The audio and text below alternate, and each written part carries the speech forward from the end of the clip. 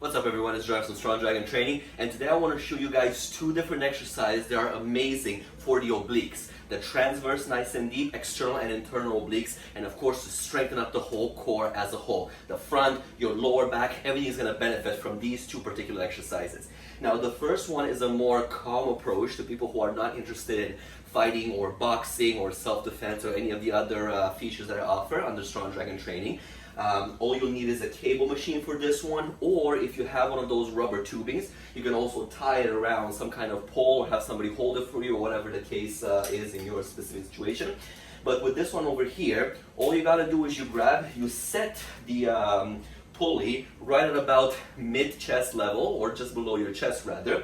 Grab on with both hands. It is critical to A, hold your arms nice and straight, and B, not twist anywhere below your belly button. So if you're twisting like this with your whole hips, you're defeating the whole purpose of the exercise. So what I want you to imagine in your head that everything below your belly button is fixed, is stone. You cannot move it.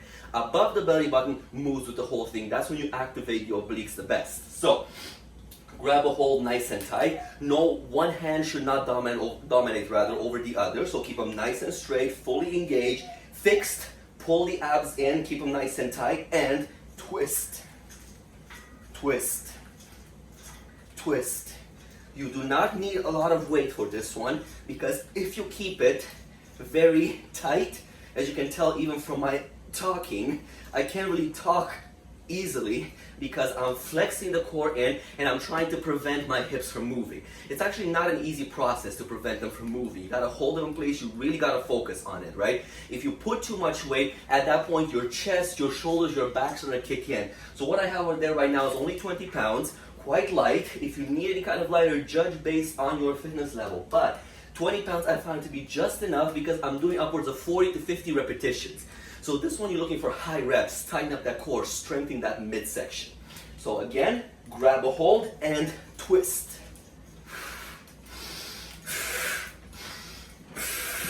Okay, the stance from your feet, they can be together or they can be apart. That's up to you and where you get the best balance and position for the movement to happen.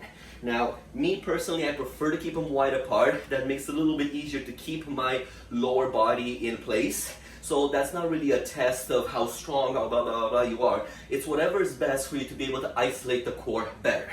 And also don't forget on these ones, when you do one side, you have to do the other as well. So on the other side, again, wide, tall, right from the midsection. Right from the midsection. Twist and twist. Let's see the second exercise. Alright guys, so the second exercise I want to show you is strengthening your core, strengthening your oblique through elbow attacks, right? Now this is more towards people that are interested in fighting, interested in combat, self-defense, things like that, martial arts. I mean, everybody can practice these ones because it doesn't require you to hit hard against a bag or your opponent with some pads. All it requires is for you to put in the necessary twist, just like in the previous exercise, for your core to strengthen up. Now, when you do an elbow attack in a fight, right, the elbow attack is not designed to be a quick whipping type of technique, right? So you never really use that when your opponent is fresh. It's more of a devastating final attack, a finisher, right? So when you come with the elbow, you gotta make sure that you put power into it. You destroy the other person, put them down.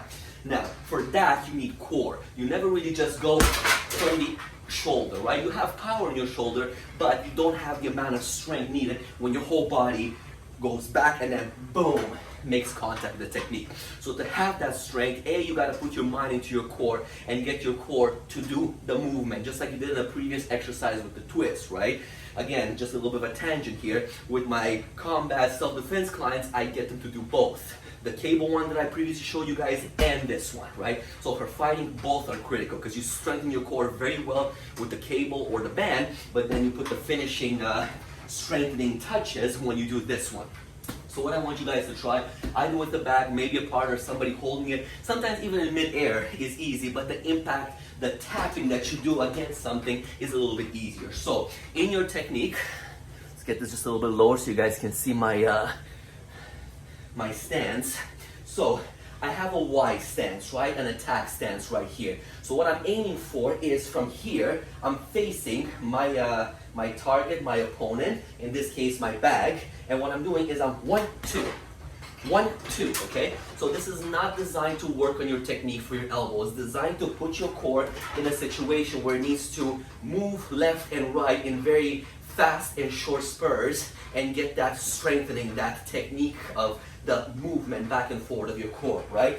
So all you do is 1, 2, 1, 2, 1, 2, 1, 2, 1, 2. Again, it doesn't have to be hard. You can just tap. Or if you really want to go harder, be my guest, but the power needs to come from the core. You got to do that 1, 2 with the core. 1, 2, 1, 2, right? To develop that kind of movement for when you are actually in a combat situation, you have to go in with the full power.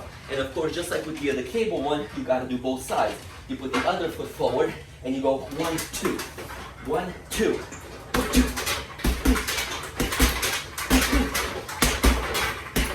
Right?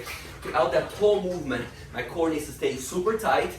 I'm moving right from the belly button again. I try my legs not to move too much. When I'm doing the movement, they're fixed into the ground. They're holding me glued to the floor. And all I'm trying to get is the midsection to get those obliques moving, to get my elbow technique stronger and stronger. As I mentioned, down the road, when you're actually practicing with somebody and you're trying to get a more devastating elbow attack, this kind of exercise is what's going to prepare you for that.